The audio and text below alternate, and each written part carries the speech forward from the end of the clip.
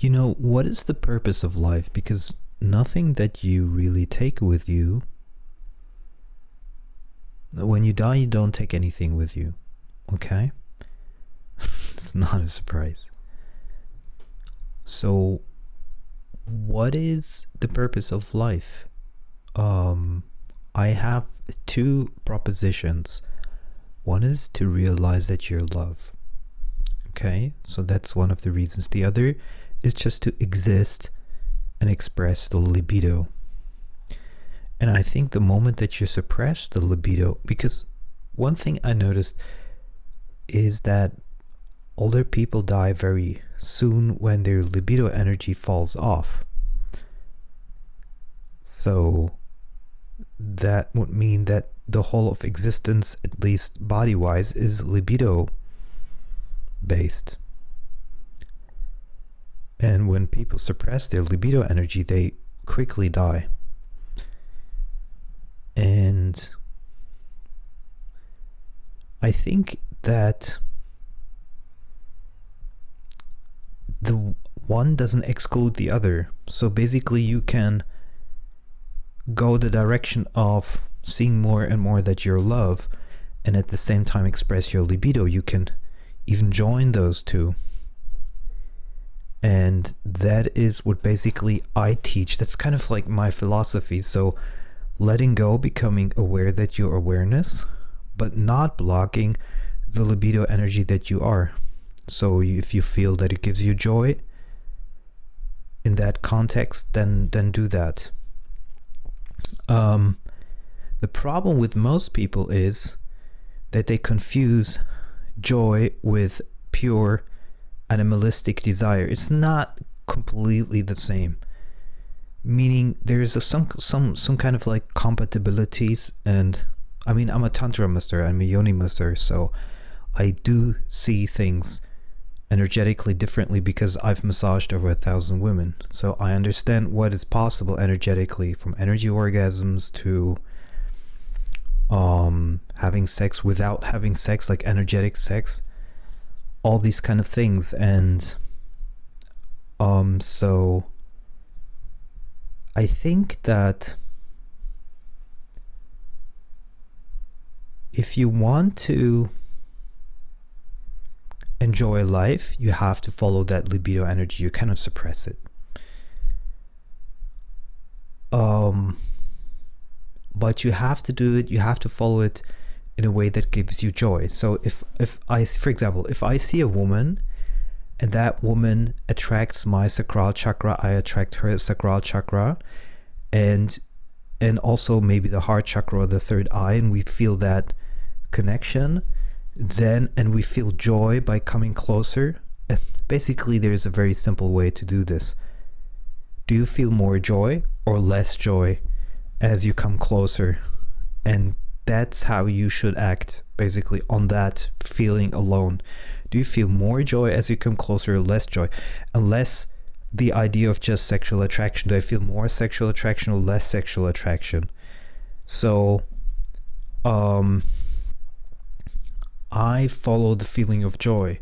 So literally, if I meet a woman, I'll decide does it give me more joy to be closer to her, or does it give me less joy to be closer to her? And I'll go from there. And even though she might reject me, I still made the right decision, because it was an intuitive, honest decision, you could almost say. But you have to be super honest. Like, as soon as there's something which tells you, nah, that doesn't really give me joy, don't do it. That's how you're supposed to do it.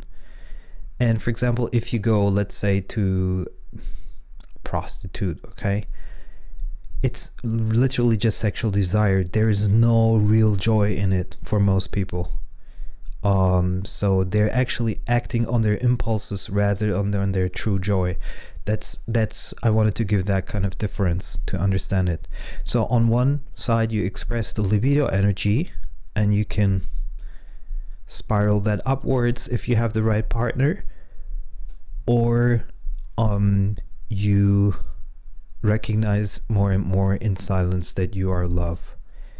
both are extremely valid and they're not mutually exclusive. Anything else? I mean, I'm very good in recognizing patterns and observing my own experience of life and seeing other people's experience of life and how they express it. The pattern seems to be always the same. That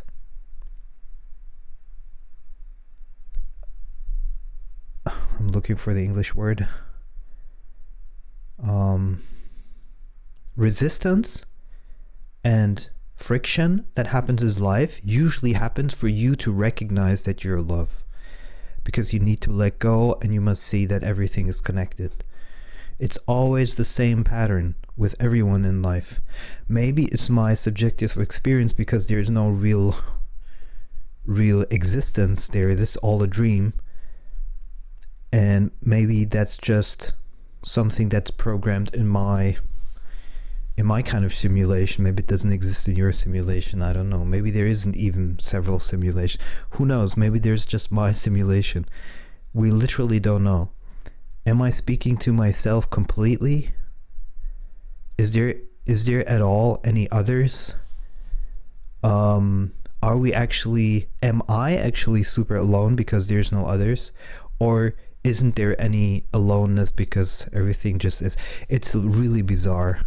Life is literally very bizarre in the sense that I could be in my own prison. Like, I'm going to give you visually the idea.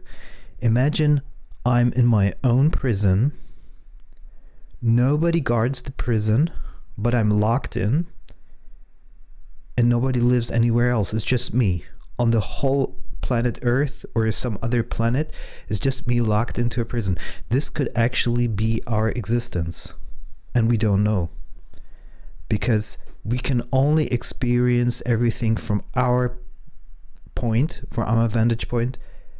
That means we don't know if the other truly exists. It's really bizarre.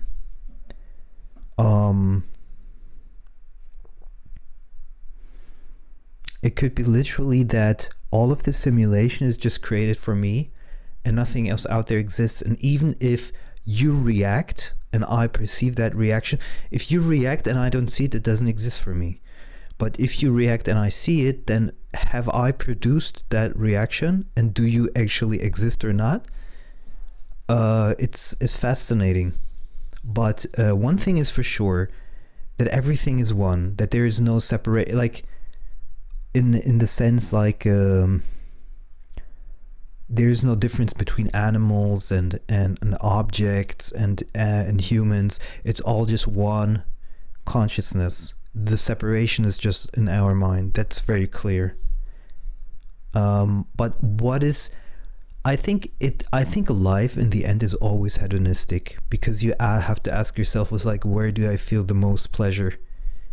And the most pleasure is, for example, in silent peace, in love, and so forth.